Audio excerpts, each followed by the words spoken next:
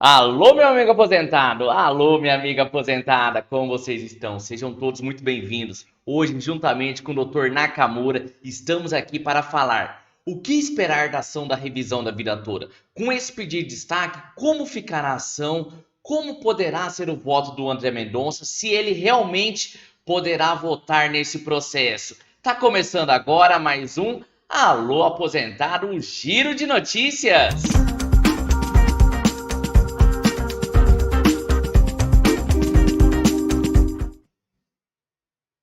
É isso aí, pessoal. Prepare o seu café e se você é novo no canal, seja muito bem-vindo e inscreva-se para não perder as mudanças que estão ocorrendo nos benefícios do INSS. É muito importante a sua participação nesse canal. Então, vem comigo, pessoal. Aqui quem está falando sou eu, Nakamura, junto com o Dr. Diego. Somos advogados há mais de 10 anos na linha de frente contra as injustiças que o INSS comete contra os aposentados e pensionistas de todo o Brasil. Pessoal, já comenta aqui para a gente fortalecer a união e fortalecer esse tema nas redes sociais. Eu quero a revisão da vida toda. E deixa o like. O like não é para mim, o like não é para o Dr. Diego. O like é para a luta na revisão da vida toda.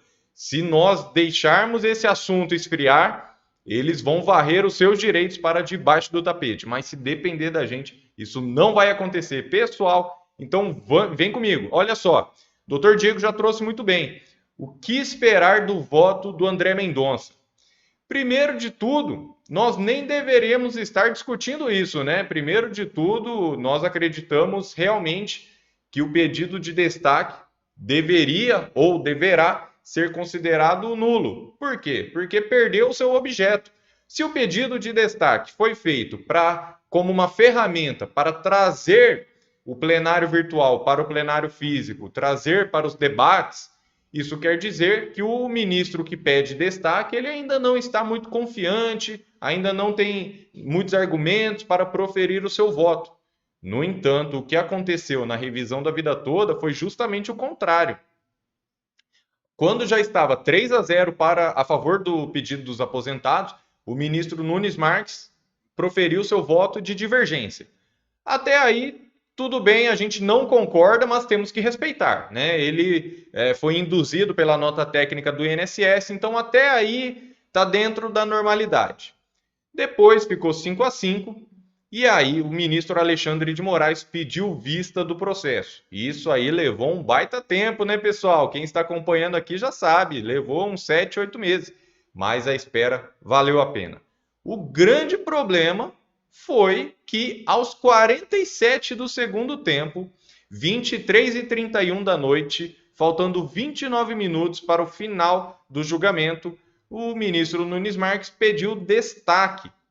E vocês, mais do que viram aqui, também viram em outros canais de notícias e outros sites, jornais, que pode ter ocorrido uma indicação aí política, né? O poder executivo interferindo no poder judiciário. Mas isso é tema para outro vídeo. O que nós vamos tratar aqui é realmente, tendo em vista esse pedido de destaque, a primeira questão é: será que o pedido de destaque vai ser considerado válido? Segundo, o voto do ministro Marco Aurélio, que foi o relator da revisão da vida toda, foi o ministro que mais se debruçou sobre esse processo. Será que o voto dele vai ser considerado ou descartado? E aí sim nós entramos no tema do vídeo de hoje. Como será o voto do ministro André Mendonça? O Dr. Diego pode falar um pouco sobre o histórico do ministro André Mendonça, ex-AGU. E o que significa o AGU, Advogado-Geral da União? Ele é o advogado que defende os interesses da União, tá? Então vamos partir do seguinte pressuposto. Se ele defende os interesses da União, imagine que o INSS, todo o dinheiro que é pago do INSS é pago através dos cofres da União. Então, em tese, o advogado-geral da União está defendendo o interesse da União, está defendendo os interesses do INSS, partindo desse pressuposto. Agora, veja só, meus amigos, pode uma pessoa que defendeu os interesses participar agora do julgamento? Não estamos nem falando se ele vai votar a favor ou vai votar contra. Esse pressuposto, ele moralmente, e tecnicamente está impedido de votar porque ele já defendeu os interesses da União? Tá, esse é o primeiro ponto. Vamos entender que não, apesar que eu não concordo com essa posição. Mas vamos entender que não, vamos olhar esse cenário aqui. O André Mendonça, nesse pouco tempo de judiciário, pouco tempo no STF, será que ele pode ser induzido, que ele vai votar igual o outro ministro lá que pediu destaque, que possivelmente teve uma motivação ali? Como que pode ser o voto do ministro André Mendonça, o novo ministro do Supremo Tribunal Federal? Nós sabemos, recentemente, teve uma votação aqui e André Mendonça ele teve um voto particularmente bacana. Por quê? Porque teve um voto individual, não acompanhou o entendimento dos outros ministros, foi voto vencido? Foi. Mas o que ele demonstrou com esse voto? Uma imparcialidade até a presente questão. Isso é um indicativo que pode vir a ter um voto imparcial, um voto baseado na justiça, nas próprias convicções. Por quê? Se nós pegarmos a revisão da vida toda e falar assim, olha, o que estão discutindo na revisão da vida toda? A questão do direito ou uma questão política? Meus amigos, é uma questão de direito. Revisão da vida toda é uma questão de direito para corrigir uma injustiça que o INSS vem praticando ao longo dos anos, que teve uma lei transitória que prejudicou os aposentados, prejudicou sim. O INSS sustenta que a maioria se beneficiou, mas aqueles que foi prejudicado, aqueles que teve suas contribuições não reconhecidas, isso é justo? Isso é fazer justiça? Esquecer essa parte da população, essa parte dos aposentados? Isso é fazer justiça? Não. Fazer justiça é olhar a situação de cada um, ver se aquela pessoa foi aposentada e teve um prejuízo ao não ter suas contribuições contabilizadas para o valor do seu benefício, tem que ser revisto sim. E isso já foi ganho de causa no STJ, unanimidade, no STF, uma votação expressiva.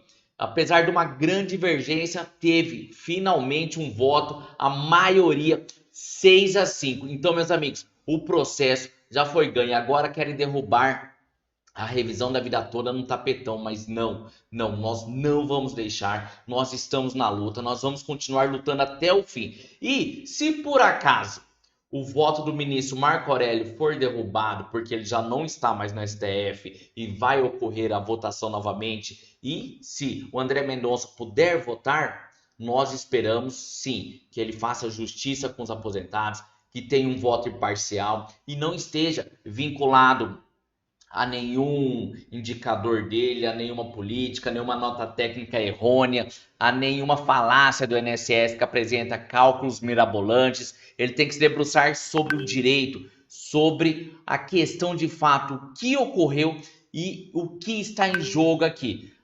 O INSS, meus amigos, o INSS ele se baseia numa premissa indevida, que vai causar um rombo, que majorou para todo mundo, que melhorou para todo mundo, mas ele esquece daqueles aposentados que ergueram, que construíram esse país. Esse país está hoje assim, graças ao trabalho dos antigos. Então, meus amigos, agora é a hora da luta. Agora é a hora da vitória. Não é verdade, doutor Nakamura?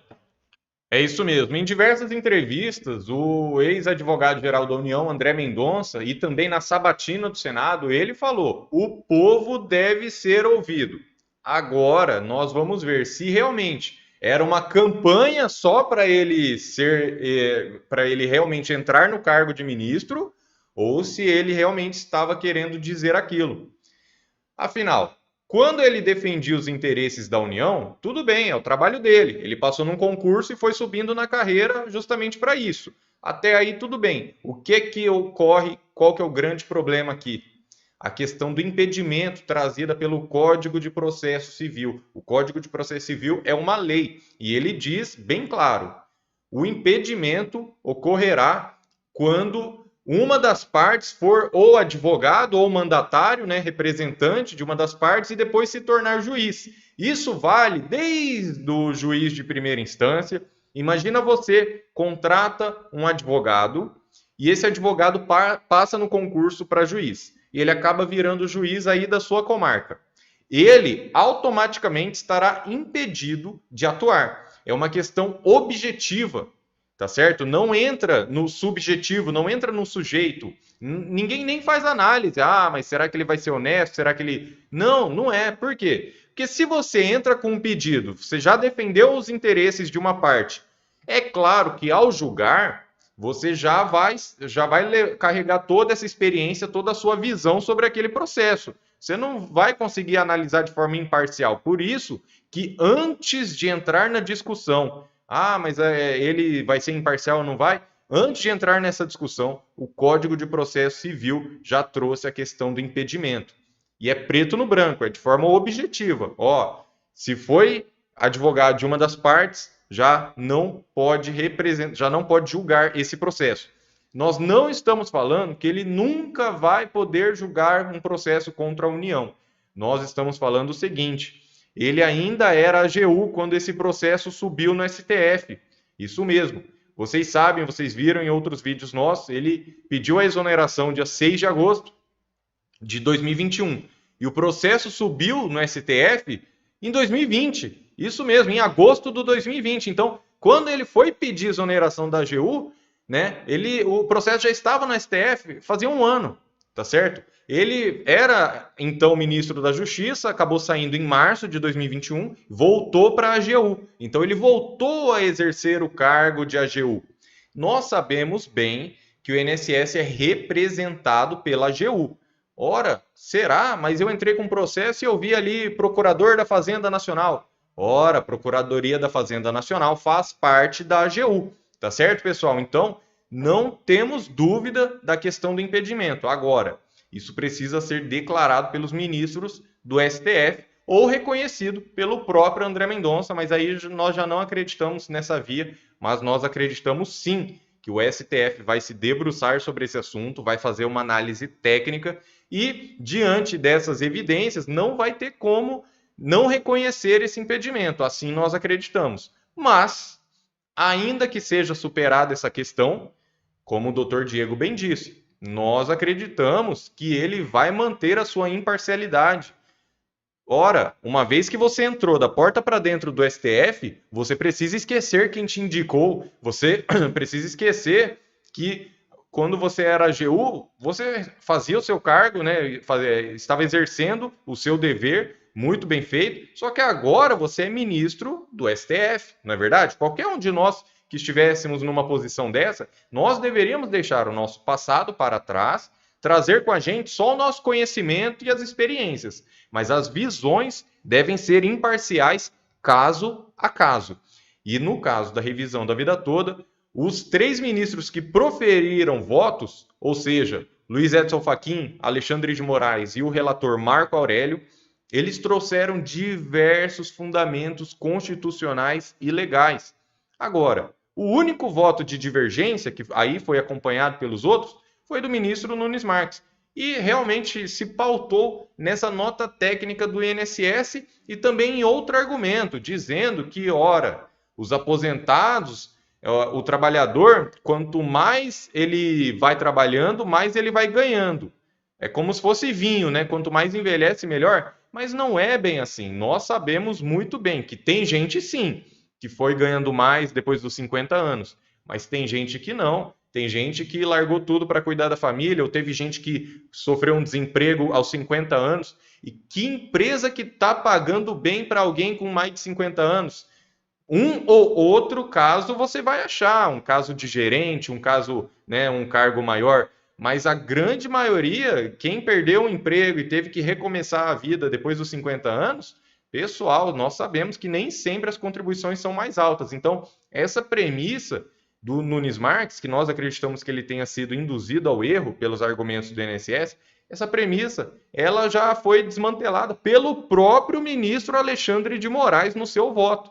Então, o que nós estamos debatendo aqui realmente são argumentos, né? De um lado, vários argumentos sólidos e do outro, argumentos que, ao nosso entender, não se sustentam. Então, nós esperamos, acima de tudo, se o ministro André Mendonça puder votar, que seja imparcial e que veja o lado constitucional da questão. Tudo bem, sem esquecer as repercussões econômicas, mas o voto ele não pode ser político e nem exclusivamente econômico. Afinal, mesmo que se fale de economia, cadê o dinheiro do aposentado?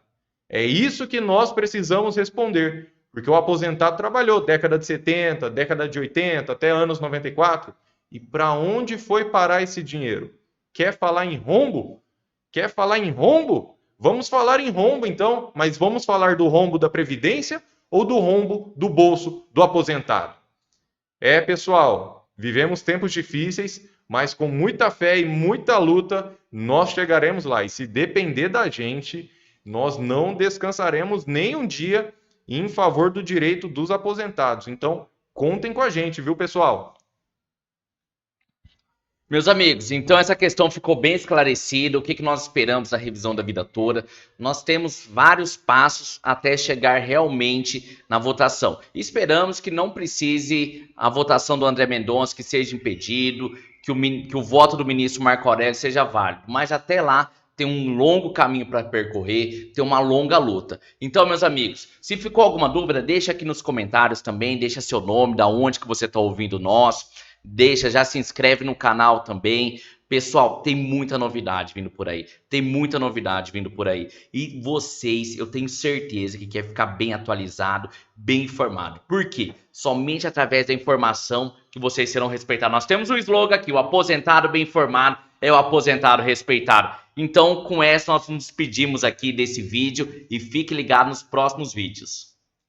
E você que nos assistiu até o final, parabéns! Você mostrou que quer mudar o país. Você mostrou que não se conforma que atropelem os seus direitos. Então, você que viu esse vídeo até o final, comenta aqui. Eu faço parte desta luta. Assim nós saberemos quem realmente está comprometido. Um grande abraço, que Deus te abençoe e até os próximos vídeos.